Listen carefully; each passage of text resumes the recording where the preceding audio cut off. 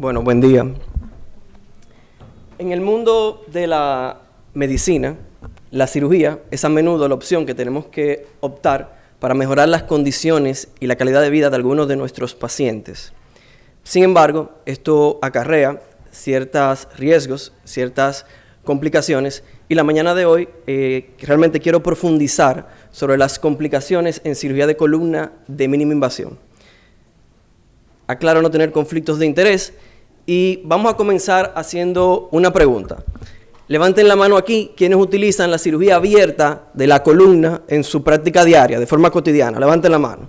Ustedes operan todos los días, ¿verdad? Y la mayoría de nosotros, diría el 70, el 80%, pues nos sentimos confiados utilizando esta técnica de cirugía abierta. Sin embargo, tenemos que conocer que la capacidad que tenemos de bipedestarnos, de estar erguido, está dada por la evolución que han tenido las estructuras de los músculos erectores de la columna. Eso es lo que nos ha permitido elevar las manos. Y adivinen qué hacemos nosotros, los cirujanos, con estos músculos erectores de la columna. Esto es lo que hacemos cotidianamente. Los dañamos de una forma u otra. Y yo entiendo por qué lo hacemos. Yo hago tal vez 2 o 3 casos de esto a la semana. Lo hacemos porque no conocemos una vía mejor para abordar la columna. Lo hacemos porque nos enseñaron así. Lo hacemos porque hemos obtenido buenos resultados o satisfactorios utilizando esta técnica y, señores, nos sentimos en confianza. Y por eso hacemos esto. Sin embargo, para los músculos debe verse algo más o menos así. Como un día en un campo de bombardeo. Y evidentemente, yo estoy exagerando, esto es una broma, pero fue justamente por esto que se diseñó las técnicas de cirugía mínimamente invasiva, de pasar de esto a esto. Y esto no es una herida más pequeña, esto no es una técnica, esto no es un instrumental específico, esto es una filosofía de reducir el daño del tejido muscular, aumentar la precisión del abordaje y obtener los mismos resultados o mejores de lo que obtenemos con la cirugía abierta. Múltiples estudios han demostrado la diferencia en el daño de necrosis muscular que se genera cuando usted compara lo que es cirugía mínimamente invasiva con cirugía abierta. Y muchos más han demostrado las múltiples ventajas que tiene la cirugía de mínima invasión frente a la cirugía abierta tradicional. De hecho, no se necesita utilizar drenes en la mayoría de ellas. Yo solamente los utilizo cuando hago a nivel cervical los ACDF de 4 niveles. Si lo hago por mínimo invasivo, todavía como hace el doctor Abreu, no me siento en la confianza de dejarlos sin un dren y yo los coloco. Pero para el resto, yo no utilizo dren si estoy haciendo mínima invasión. Y para muestra, un botón. Mira, Osmar, este caso, a ver qué te parece. Sí, mira, esto es una femenina, 57 años, que va por dolor mecánico, dolor lumbar mecánico a la consulta. Tenía un poco de ciatalgia, un poquito de parestesia en la pierna derecha, pero no respondió a manejo conservador, fármaco ni fisioterapia. Y al final de 4 meses de seguimiento optamos por realizarle cirugía. A este caso le realizamos una cirugía mínimamente invasiva parecida a la que tú presentaste, con un mini TLIF unilateral, con correcta colocación del implante, en un procedimiento de aproximadamente 4 centímetros de la incisión. Y la paciente, a los 3 meses de postquirúrgico, luego de terapia física, tuvo una recuperación satisfactoria. Pero tú tienes razón en lo que dijiste. Muchas veces estas cirugías se complican no por efecto de la técnica, es por efecto del cirujano. Muchas veces no estamos sumamente entrenados o no tenemos todavía la curva para lograr una resección del disco que se puede alcanzar hasta en un 50%. Pero tienes que estar entrenado en hacer este tipo de técnicas. Pero eso no lo digo yo. Eso es un metaanálisis comparando las tasas de fusión entre cirugía de mínima invasión y cirugía abierta. No hay diferencia. Es más, en manos de expertos. Por eso digo que no es un tema de la técnica, es un tema del cirujano. Eso es lo que quiero que quede el concepto. Entonces, yo le puedo decir que la cirugía de invasión tiene múltiples ventajas sobre la cirugía abierta convencional y qué es el estado del arte en cirugía de columna, y terminamos con eso. ¿Ya? Sin embargo, no todo es color de rosa, y estas cirugías tienen sus propias complicaciones, que son diferentes a la de la cirugía abierta. Lo primero es que estamos hablando de conferencias de complicaciones. Tenemos que saber qué es una complicación, y es un efecto desfavorable, tanto diagnóstico o terapéutico, que generalmente no es intencionado, es indeseable y que va a afectar la resolución del caso del paciente. Cuando ocurren, debemos documentarlos, debemos analizarlos, debemos determinar si no se produjo por una comorbilidad y saber que va a tener efectos sobre los resultados finales de los pacientes. Las complicaciones de la cirugía abierta las conocemos en nuestro diario vivir. Generalmente pueden ser sistémicas, locales o a largo plazo, las infecciones, la reherniación, las reoperaciones, pero la mini invasión trae un conjunto nuevo de complicaciones que debemos conocer, y yo quiero desarrollarlas siguiendo una revisión sistemática publicada por Weiss de solamente complicaciones en cirugía de mini invasión.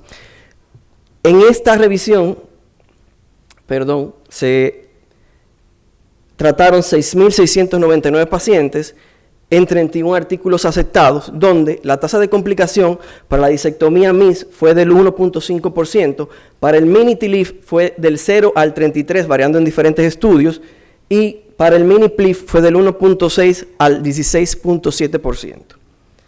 Dentro de ellas, las más frecuentes en la mayoría de los estudios fueron la radiculitis, la malposición del implante y la durotomía incidental. Las demás aparecían o no, dependiendo de algunos estudios. Y vamos a comenzar a hablar de ellas en ese mismo orden. La radiculitis, ustedes la conocen, es la complicación más frecuente. Se debe a la inflamación de la raíz por presentar una compresión o un pinzamiento. Generalmente es el paciente que despierta sintiéndose un poquito de parestesia, un poquito todavía de dolor luego de la cirugía, o incluso un poco de disminución de la fuerza. Esto generalmente responde bien al tratamiento conservador que nosotros escojamos, y en algunas ocasiones hasta terapia física puede ayudar, pero la mayoría de los pacientes a los 15, 21 días, que son 3 semanas, pues ha mejorado a un 80, a un 90%. Una forma de evitar esto o de reducir la posibilidad en mínima invasión es hacer una resección limitada de la pars interarticular y no sostener durante mucho tiempo con el retractor de raíz el nervio para evitar el daño. Ahora, vamos a hablar de la segunda más frecuente, que es la malposición del implante. Eso es un caso mío.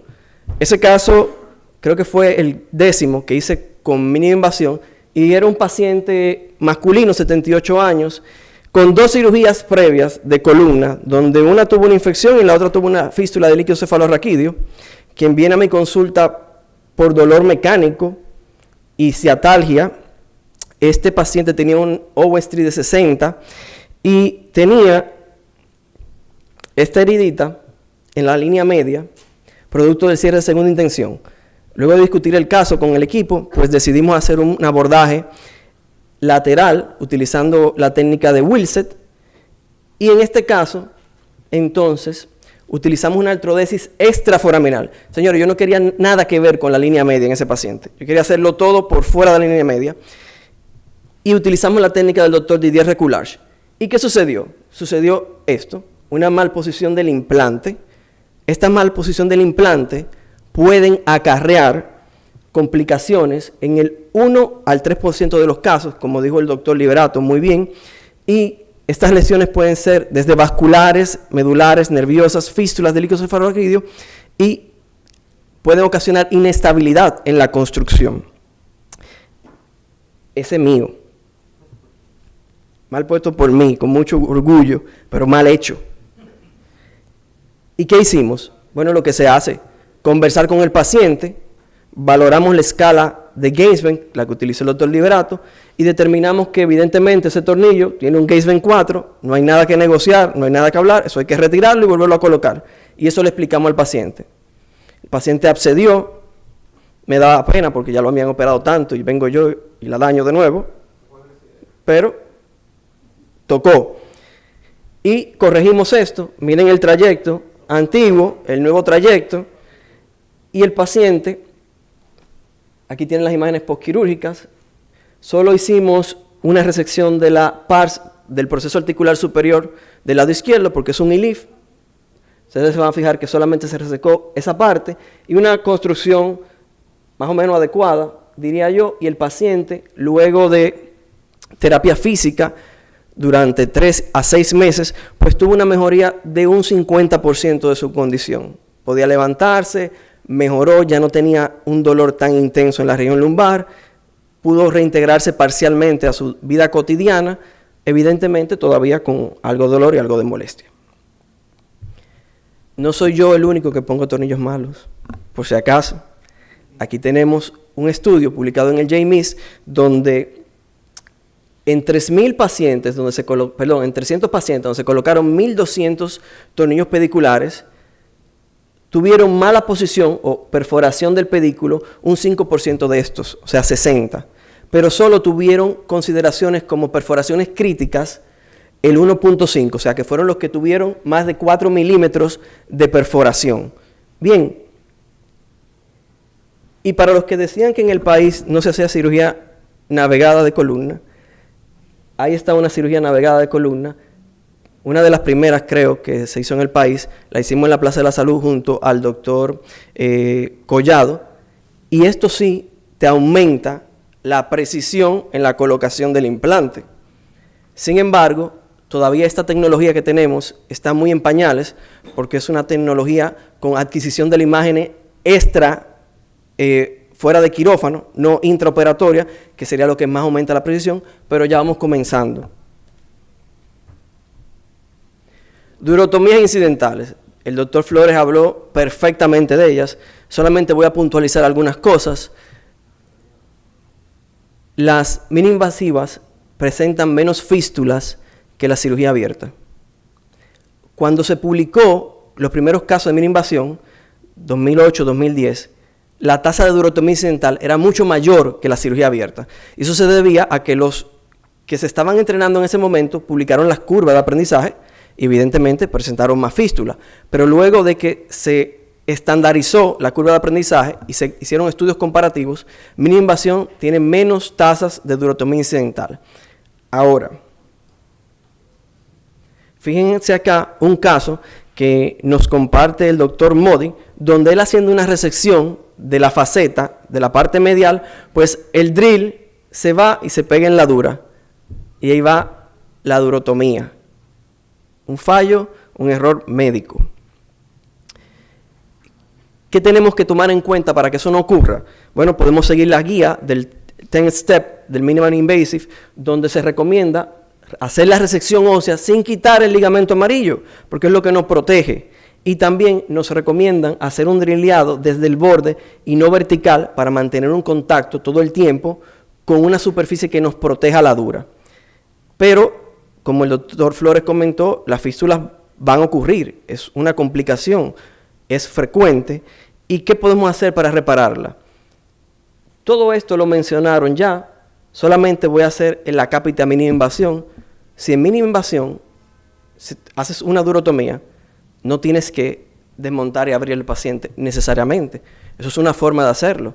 Pero si tienes el instrumental que lleva la cirugía de mínima invasión, que es el set de Scatlan, a través del retractor tubular, tú puedes suturar la durotomía. Generalmente la sutura se recomienda cuando la durotomía es más de 1 centímetro, 2 centímetros y hay exposición de nervios de la cola de caballo. Ahí se recomienda hacer la sutura primaria. Si no tienes eso, si tú identificas la fístula, la durotomía, puedes utilizar el polietilenglicol o puedes utilizar el parche de grasa, todo lo que comentamos, y el músculo, cuando saques el retractor tubular, hace una presión sobre el área y eso realmente evita que se produzca realmente la fístula. Entonces, eso es una razón por la cual es menos frecuente en cirugía tubular mínimamente invasiva. Otro caso. Este caso, le voy a hacer la narración porque es muy interesante, para que vea que no solo en Santo Domingo se cuecen habas. Esta paciente fue diagnosticada aquí, en República Dominicana, femenina, 55 años, con esa lesión que ustedes, pueden ver ahí, una hernia discal posterolateral con compromiso foraminal. La paciente tiene ciática del lado izquierdo, eso es lo que tenía, no más, poco dolor lumbar, pero ciática del lado izquierdo.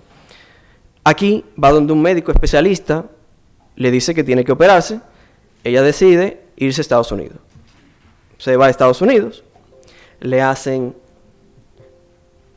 una cirugía de mínima invasión, miren el control tomográfico, pero cuando la paciente despierta, sigue sintiendo la misma ciática, el mismo dolor en la pierna sin mejoría.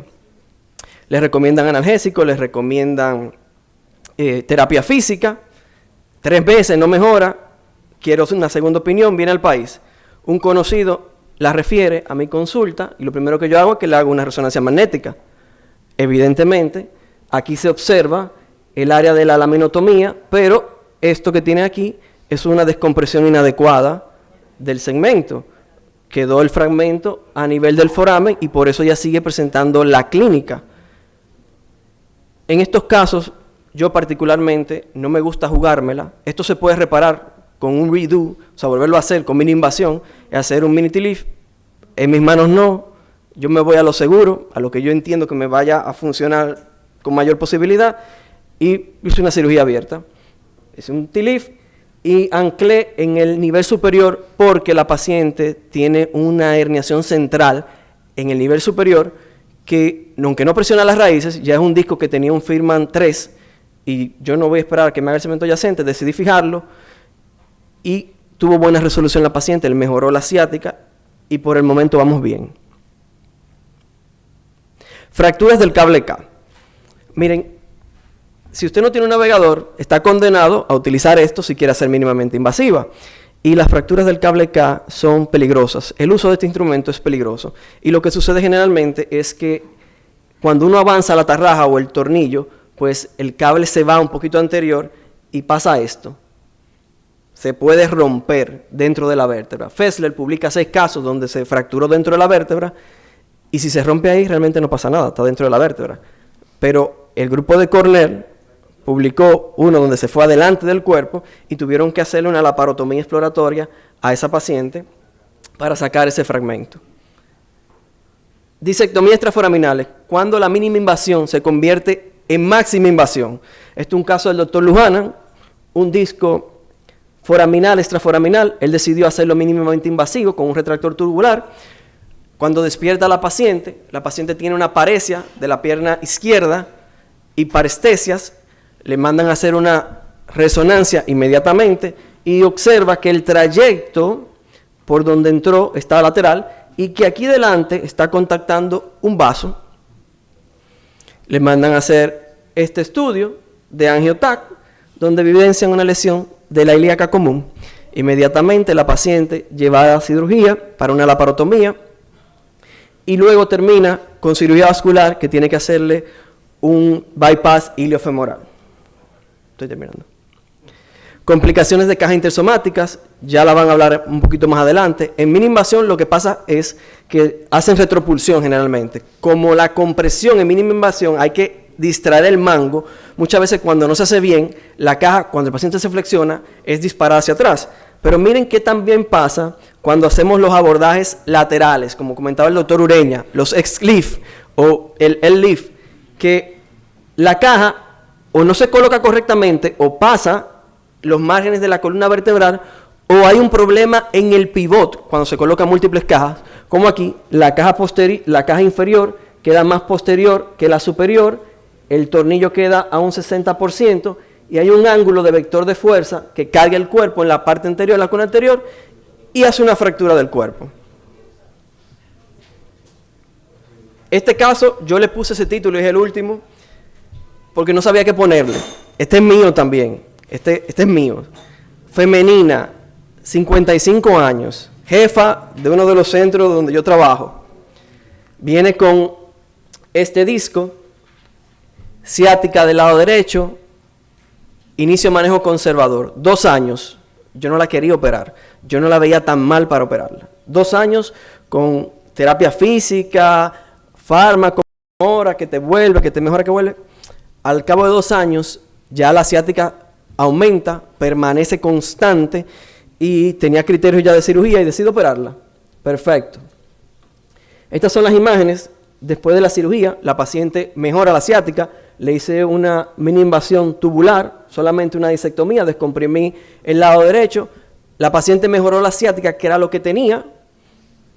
Espero 3 semanas, 4 semanas y le envío a fisioterapia, como envió a todos los pacientes. A los 10 días de la terapia física, me suena el celular. Mire, doctor, hace 3 días que cuando me estaban haciendo la flexión en terapia física, yo sentí un chasquido y no se me ha quitado el dolor de espalda y yo no lo aguanto.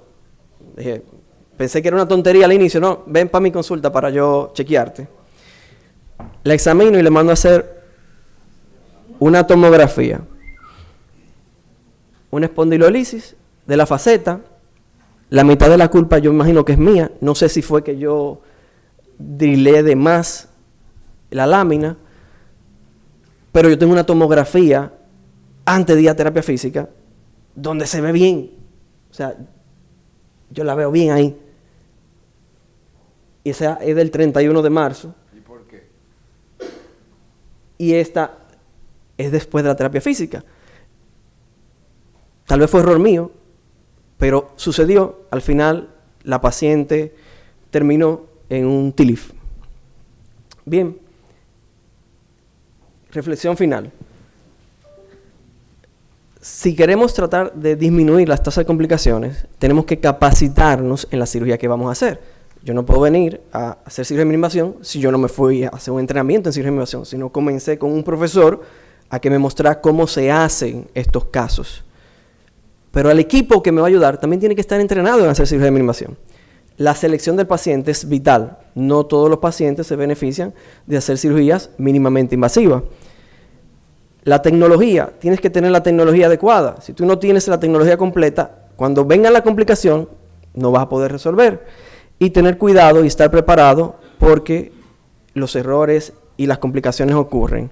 En conclusión, la cirugía de minimización tiene menos tasas de complicaciones que la cirugía abierta, pero tiene sus propias complicaciones. Todo va a depender del tipo de técnica que utilicemos, y entre las más frecuentes están la radiculitis, la malposición del implante y la durotomía incidental. Muchas gracias.